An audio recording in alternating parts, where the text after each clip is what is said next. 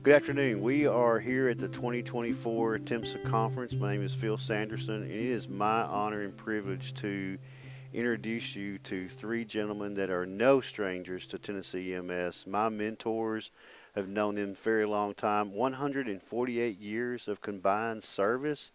Mr. Glenn Faught, the first president of TEMSEA, Mr. Gerald Foon, who was the first secretary of TEMSEA, and Mr. Tom Coley, who was the second president of TEMSEA. They're going to share with you how TEMSEA started, their experiences, and their pride. Also, I want to recognize Mr. Gerald Foon as being the first recipient of the 50-year Educator Award this year. Gerald's one of the first paramedics in the state of Tennessee in the first class that the Tennessee EMS put on. The question I'm going to ask them today so they can share with you is tell us your thoughts and feelings about the progress of TEMSEA since its inception, also sharing some of the prideful moments that you would like to share with us so that we can also pass on to our future generations of membership. Well, initially, when we got started, it was the West Tennessee Association, EMS Association. And we knew at the end of the meeting that we just didn't want to keep it in West Tennessee. We wanted it to go statewide. We wanted it to expand. So at that point, I think we all decided in the same factor that that would be agreeable with everybody. And we got to that point to where we went to Middle Tennessee and then went to East Tennessee, and at the same time talked to those individuals, and there was a lot of individuals that were reluctant to do it, and eventually it caught on, and we've had, I think last night they told us that it was 500 people. So we've accomplished the goal. Being the very first president, I was adamant about we just can't keep it here, guys. We've got to take it statewide in order for it to be, for everybody to be welcomed into an association that can be professional and have educators in all of that aspect, because we want the educators were underrepresented, and we didn't want that. We wanted the educators to be a very vocal and important part of Tennessee education. It's been a minute, but it's been a good journey. I'd say probably my role, since I was the younger of the group, was like a parliamentarian, I guess you'd say. Today, it would be more like a pit bull. TEMSEA is a group of people, a team. We got coaches, and we got people doing the work. And I am so pleased that it seemed like every year more people stepped up and said, I'll help you. They saw us struggling. We were doing what we could, just like we still do today. I mean, it's the group we had here yesterday, I mean, they just didn't walk in and sit down and everything was copacetic. We had to plan these conferences and things like that. And we would get speakers and do things like that. But I think the best part was the brotherhood and the sisterhood said, yes, we need that. Now, we'd been doing it a little bit longer, and we saw the need. I think that was the universal thing in that hallway that day amongst the people that started this, was we saw the need of what we didn't have. Just like we talked about yesterday in the conferences that were last 2 days, actually.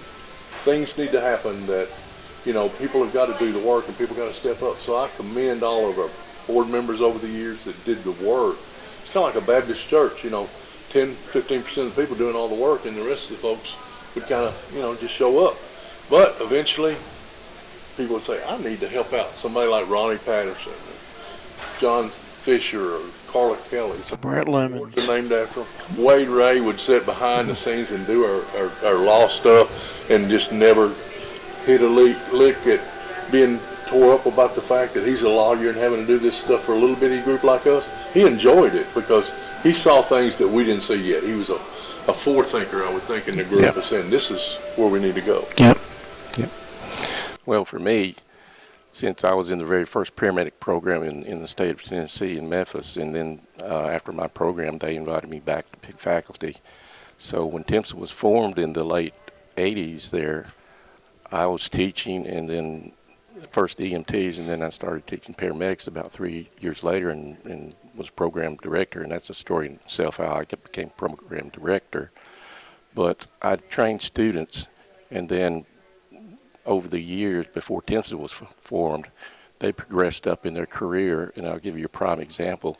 Tom was one of my students, so we jokingly, when we start the opening ceremonies in TEMSEA, say that it's the big family reunion for EMS across the state, and that really is true. But for me personally, I've seen the students I've trained, and they've gone out and advanced from the field into like management field positions like director of ambulances or field preceptors or in-service training officers, or even like Tom. As I said, Tom was my student, and he became the program director. He was one of my faculties before he became program director, but I got him back as faculty, and I hated to let him go, but I knew I had to let him go so his career could advance. So for me, I've seen many of my students just grow like children, and I now jokingly call them my EMS children. But the other thing for me is just to really be amazed at how far TEMS has come and what it's doing for actually teaching education properly, because when TEMSA was formed, I was starting my graduate program, my master's program in the community health education, and I thought I knew how to teach, and then I had a course on test construction, and boy, did that open my eyes really big time. I didn't know crap. And most people that were teaching EMTs and making their own tests and that kind of thing, it was like, okay, I made the test, it's the best test in the world, but we just didn't know what we didn't know. So some of the very first early sessions that we had, I did one on how to properly construct a test construction, because it was amazing what I didn't know. And look at the session yesterday. You went from me with an overhead projector and a clear acetate sheet with a marker showing how to tear apart or showing what's wrong with this particular question and answer set, to a session with how AI, artificial intelligence, is going to maybe impact the way we teach or assist us in ways we can't even think about. So let me just close with this quote that I read from Margaret Thatcher one time, and this is what she said. What she said was, never underestimate what a few dedicated individuals can do to change the world we live in. And that's what we did. That could hold no more truth than today of what you see that TEMSA started out and now has become. It's met all of our vision, and of course we've lost people that were extremely involved in TEMSA. And TEMSA actually saved the state, because at that time the state was having to do the conferences, and then they ran out of money, and they came to us and said, hey, could y'all do this? And of course we just jumped at the chance and said, oh yeah, we'll take it and run with it. And we had to do a conference from nothing, no funds, nothing. Get the speakers, work out a way to pay for a little social as far as just that. But Yeah. the members, said, yeah, we like this. And I think over the years, that's the thing. There's different faces here now, and some of these people have been here 30 years. But the people that started, that have retired, some of them I run into and said, I'm glad y'all were able to keep on with TEMSA and help it grow. And that is because the current people are still stepping up. That's right. Well, I'll just kind of relay that I was asked one time what my legacy was, and what I said was my legacy is my students, because of what I just explained to you.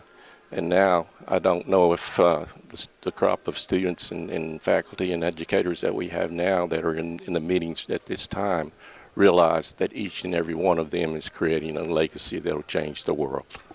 And the other thing, just one other thing real quick, is when Joel was talking about he's trained program directors that are now program directors and so on and so forth.